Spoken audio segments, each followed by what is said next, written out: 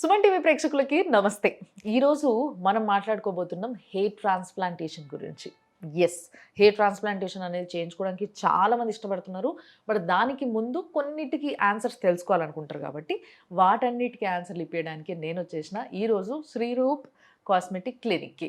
So ఈ క్లినిక్లో మనం doctor Rajasekhar గారు ముందున్నాము. ఆయన senior most cosmetic surgeon and cosmetologist కాబట్టి ఆయనతోనే మాట్లాడి తెలుసుకుందాం. సార్ నమస్తే. నమస్తే. సో యాక్చువల్గా సార్ హెయిర్ ట్రాన్స్ప్లాంటేషన్ అనగానే ఈ మధ్య చాలా మంది చేయించుకుంటున్నారు. అసలు తెలియట్లేదు అనుకోండి, చేయించుకున్నా కూడా మొన్నటి వరకు కొంచెం అపోహలు ఉండే. అంటే ఏమన్నా అయిపోతుందా, ఏమైపోతుందో, స్కిన్కి ఏమైపోతుందో, లేకపోతే స్కాల్ప్కి ఏమైపోతుందా అని. బట్ నిజంగా సేఫ్ అంటారా 100%? ఒకటి చేసే సెంటర్ని బట్టి ఉంటుంది, చాలా ఇంపార్టెంట్. అక్కడ ఉండే టీం బట్టి కూడా చాలా ఉంటుంది. చాలామంది రకరకాల అడ్వర్టైజ్మెంట్స్ చూసేసి పర్ గ్రాఫ్ట్ కాస్ట్ అని రకరకాలు చెప్తుంటే దానికి వెళ్ళిపోతుంటారు. సింపుల్ హైదరాబాద్, సికింద్రాబాద్ ఒక్క ఎగ్జాంపుల్ తీసుకున్నా ఒక 320+ సెంటర్స్ ఉంటాయి, హెయిర్ ట్రాన్స్ప్లాంట్ సెంటర్స్. చిన్న చిన్న చిన్న చిన్న ప్రతిదీ అలాగే ఉంటుంది. బట్ అక్కడ డాక్టర్ ఉన్నాడా, వాళ్ళకు ఒక క్వాలిఫికేషన్ ఉందా, మీరు మీట్ అవుతుంది డాక్టర్నేనా? అంటే డాక్టరేట్ అనేది ఫిలాసఫీ చేసిన వాళ్ళకి, చిన్న చిన్నవి చేసుకునే వాళ్ళు కూడా, చదువు లేని వాళ్ళు కూడా ఏదో కొనుక్కుని డాక్టరేట్ కూడా పెట్టేసుకుంటుంటారు.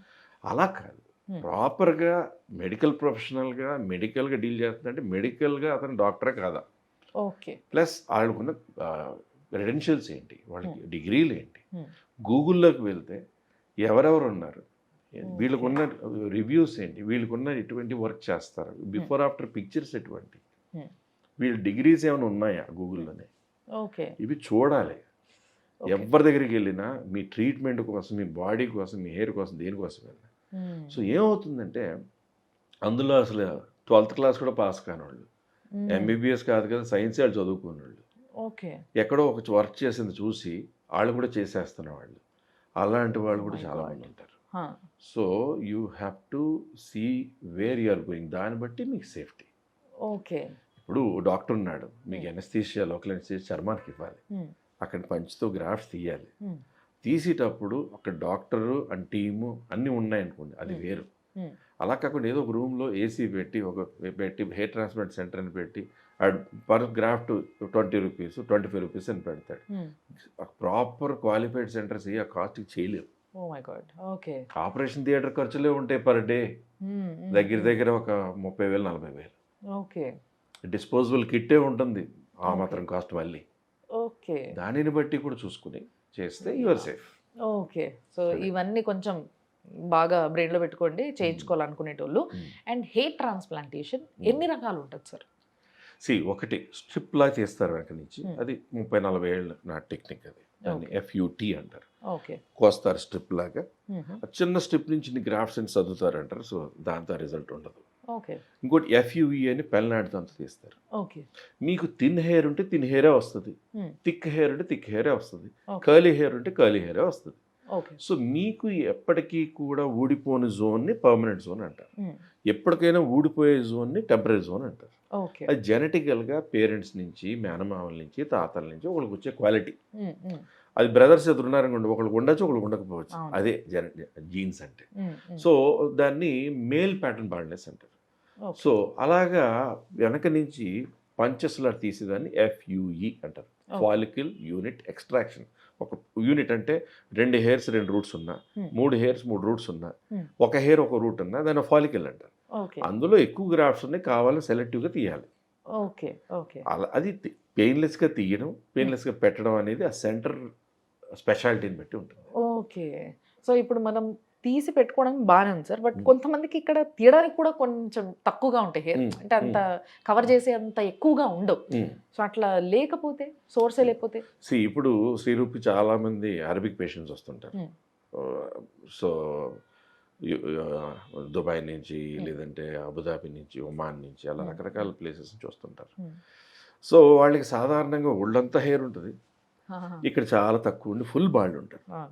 అప్పుడు వాళ్ళకి ఇక్కడి నుంచి ఎంత సోర్స్ తీయాలో అంతే తీసి, వాళ్ళకి బియర్డ్ బాగుందా, మనం ఏంటంటే కరెక్ట్గా ఈ జా లైన్ లోపల, అలాగే బాడీ హెయిర్ బాగుందా అనేది చెస్ట్ హెయిర్, అలా తీసి దాంతో మనం ప్లాంట్గా పెట్టడం అనేది కూడా it's a next level of hair transplant. అంటే ఇప్పుడు వాళ్ళకి అనిపిస్తుంది అంటే ఈ హెయిర్ సేమ్ కాదు కదా, మరి బానే ఉంటుందా? మంచి క్వశ్చన్. ఇప్పుడు మీ ఈ హెయిర్ వదిలేశారు, ఎంత పొడిగానే పెరుగుతుంది. ఇది రెండు ఇంటర్ కనెక్టెడ్. ఇది వదిలేశారు, ఇది కూడా పెరుగుతుంది. బాడీ హెయిర్ అనేది ఒక లెవెల్ నుంచి పొడుగు పెరగడానికి it takes a lot of time. 1.5 ఇయర్కి ఒక గ్రోత్లోకి రావడం మొదలు పెడుతుంది.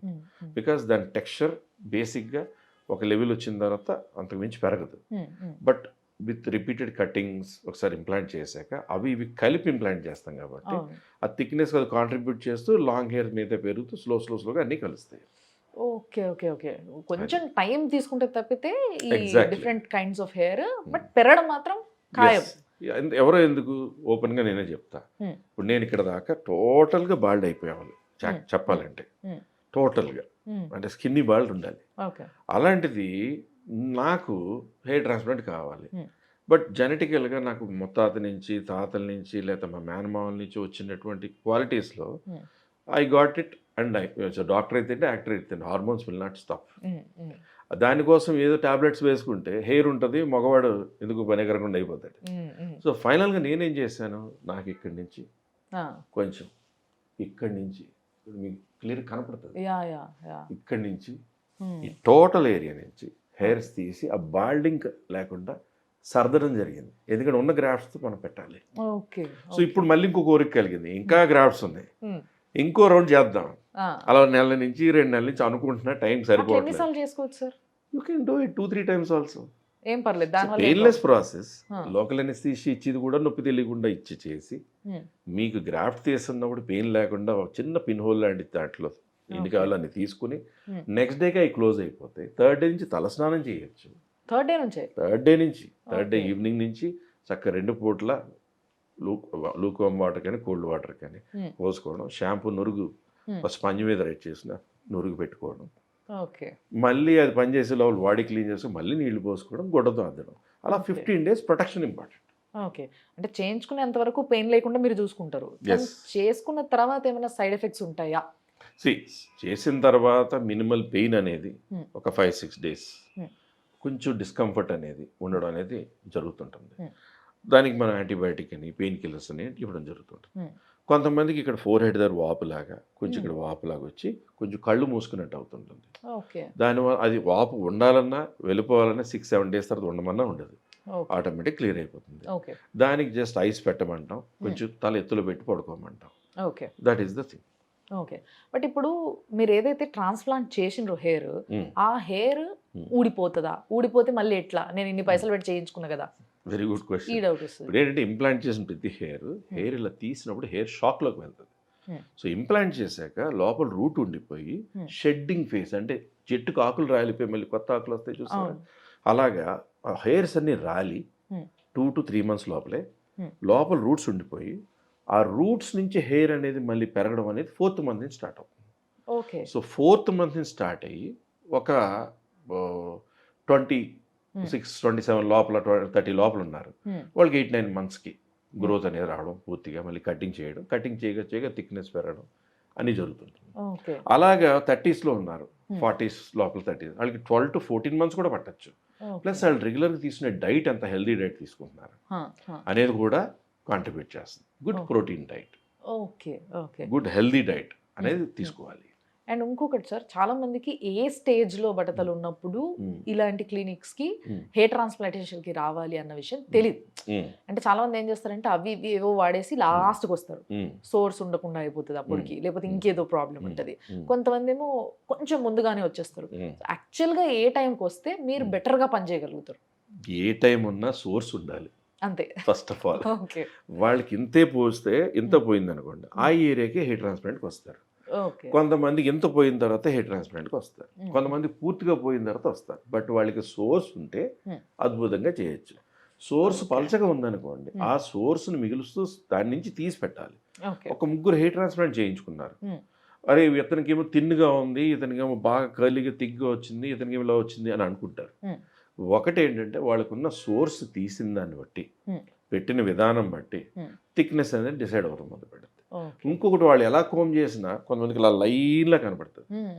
అలా కాకుండా ఇర్రెగ్యులర్గా పెట్టడం వలన న్యాచురల్ లుక్ ఉండాలి. అవును సో అవును శ్రీరూప్లో మెయిన్గా full density Hmm. And irregular అంటే ప్రాపర్ డెన్సిటీతో పాటు Hmm. Natural looking hair line create చేయడం. ఓకే అది హెయిర్ ట్రాన్స్ప్లాంట్ ఎవరు చెప్పకూడదు. ఓకే మనం ఎలా దువ్వినా కూడా అది హెయిర్ ట్రాన్స్ప్లాంట్ అని ఎవరు చెప్పకూడదు. Hmm. That is what is the main concern మాది. ఓకే ఇప్పుడు శ్రీరూప్ ఈ ప్లేస్లో ఉండడానికి కారణం that is the technique. Okay and రీసెంట్గా నేను వన్ ఆఫ్ మై ఫ్రెండ్ చేయించుకున్నప్పుడు కూడా చెప్పిన ఎక్స్పీరియన్స్ సార్ ఇది. నేను మళ్ళీసారి క్లారిటీ కోసం అడుగుతున్నా ఇది. ఎందుకంటే చేయించుకున్నంత వరకు బాగానే ఉంది, సైడ్ ఎఫెక్ట్స్ ఇవన్నీ అంతా ఓకే, ఈ overcome it. But later on జుట్టు పెరుగుతున్నప్పుడు ఇదేదో కొచ్చగా ఇట్లా పైకి నుంచుంటున్నాయి, ఎంత దువ్వినా మళ్ళీ లేచి నుంచుంటున్నాయి అని జెల్ పెట్టడం మొదలు పెట్టాడు. సో ఇట్లాంటి ఇష్యూస్ ఉంటాయా ఎవరు చేసినా? అంటే ఇంప్లాంటేషన్ చేసే డైరెక్షన్ బట్టి వాళ్ళు కొంతమంది ఇలా నిలబెట్టినట్టు పెడతారు. ఆ డైరెక్షన్ కంఫర్టబుల్గా పెట్టేయచ్చు. అలా కాకుండా మీరు నిజంగా హెయిర్ ఉండి షేవ్ చేస్తే ఏ డైరెక్షన్లో హెయిర్ పెరుగుతుందో ఆ డైరెక్షన్ పెట్టడం అనేది ఎనటామికల్ హెయిర్ ట్రాన్స్ప్లాంట్. అంటే నిజంగా మీకు హెయిర్ ఉండదు అన్నట్టు ఉంటే ఎలా ఊడిపోయిన తర్వాత పెట్టాలి అనేది మోస్ట్ ఇంపార్టెంట్. ఇక్కడ ప్రొఫెషనలిజం అర్థం అయిపోతుంది. ఇది బాగుంది సార్ నిజంగా. Exactly. అంటే ఈ విధంగా చేయించుకోవాలి అని అంటే మీరు నిజంగా శ్రీరూప్ క్లినిక్ కి రావచ్చు. అండ్ చాలా మంది చేయించుకున్న వాళ్ళు కూడా ఇక్కడ వెల్ సాటిస్ఫైడ్. ఎందుకంటే నాకు చాలా దగ్గరగా తెలిసిన వ్యక్తులు కూడా చేయించుకున్నారు Yes. అండ్ వాళ్ళకి జుట్టు పెరగడం మొదలైంది చూస్తున్నా కూడా సార్.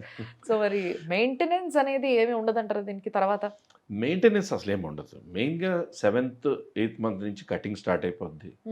అది వయసుతో పాటు ఎలా అయితే తెల్ల హెయిర్స్ వస్తాయి అవి కూడా తెల్లబడతాయి.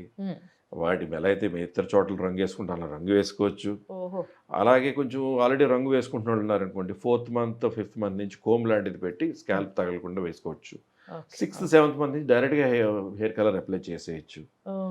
సో దానికి ఎటువంటి సైడ్ ఎఫెక్ట్స్ ఉండవు. మహా అంటే పెట్టిన చోట అక్కడక్కడ చిన్న పొక్కుల్లాగా చిన్న పింపుల్స్ లాగా అక్కడక్కడ కొన్ని రోజులు రావచ్చు, మరి తగ్గిపోతాయి. సో ఇదేవి కట్ చేసి సర్జరీ లాగా కొయ్యడం లాంటిది కాదు. ఇది పెయిన్లెస్గా చర్మం లెవెల్లో చేసేది. అమ్మో దీనివల్ల బ్రెయిన్కి ఏమైనా అవుతుందా, లేదా మనకి ఏమైనా కళ్ళకి ఏమైనా అవుతుందా, ఏమైనా సైడ్ ఎఫెక్ట్స్ ఉంటాయని చాలా మంది భయపడుతూ ఉంటారు. యాక్చువల్ ఫ్యాక్ట్ ఏంటంటే పైన చర్మం కొన్ని లేయర్స్ ఉన్న తర్వాత అలాగే కొవ్వు, తర్వాత కండ, తర్వాత ఇంత లావు ఎముకు, తర్వాతే బ్రెయిన్ ఉంటుంది. మనం ఇలా అనుకుంటున్నా ఇంత సన్నగా ఉంటుందేమో అనుకుంటాం. లేదు, నిజంగా కనుక ఏదైనా యాక్సిడెంట్ అయిన వాళ్ళలో లేదా ఎక్కడైనా చూస్తే మీకు ఆల్మోస్ట్ ఇంత థిక్నెస్ ఉంటుంది. ఆ తర్వాతే స్కల్ బోన్ ఉంటుంది. మనకి ఉండే పనుల్లో పైన layer of skin fat plug వరకే వెళ్తాం తప్ప లోపల ఎక్కడికి వెళ్ళి ఏదైనా డ్యామేజ్ అయిపోతాయేమో, నరాలు డ్యామేజ్ అయిపోతాయేమో, లేదా ఏమైనా ప్రాబ్లం అవుతుందేమో అని అస్సలు ఏం జరగదు. Okay, so it's quite safe. కానీ ప్రొఫెషనల్ డాక్టర్స్ ఎక్కడ ఉన్నారు, కరెక్ట్గా చేసేవాళ్ళు, చదువుకొని చేసేవాళ్ళు ఎవరు అంటే వాళ్ళు నిజంగా దీనిపైన చదివి చూసి తెలుసుకొని ఎక్స్పెరిమెంట్స్ చేసి చేసేవాళ్ళు ఎవరు అని తెలుసుకోవడం వెరీ ఇంపార్టెంట్. ఇది మాత్రం గుర్తుపెట్టుకోవాలి, స్పష్టంగా చెప్తున్నాం మళ్ళీ. So thank you so much sir for right information. నిజంగా థ్యాంక్స్ అలాట్. సో చూసారు కదా, అదనమాట ముచ్చట. ఒకవేళ మీకు ఇంకా ఏమైనా డిఫరెంట్ డౌట్లు వచ్చినాయి అనుకోండి, మీరు కూడా ఫోన్ చేసి అడగొచ్చు శ్రీరూప్ క్లినిక్కి. సో దానికి సంబంధించిన నంబర్సే మీకు స్క్రీన్ పైన కనిపిస్తూ ఉంటాయి. ఆ నంబర్స్ని ఫీడ్ చేసుకోండి, కాల్ చేయండి. మీరే డైరెక్ట్గా కలిసి అడగొచ్చు లేదా ఫోన్లో అడగొచ్చు. తర్వాత మీరు కంటిన్యూ అవ్వచ్చు. చూస్తూనే ఉండండి సుమన్ టీవీ.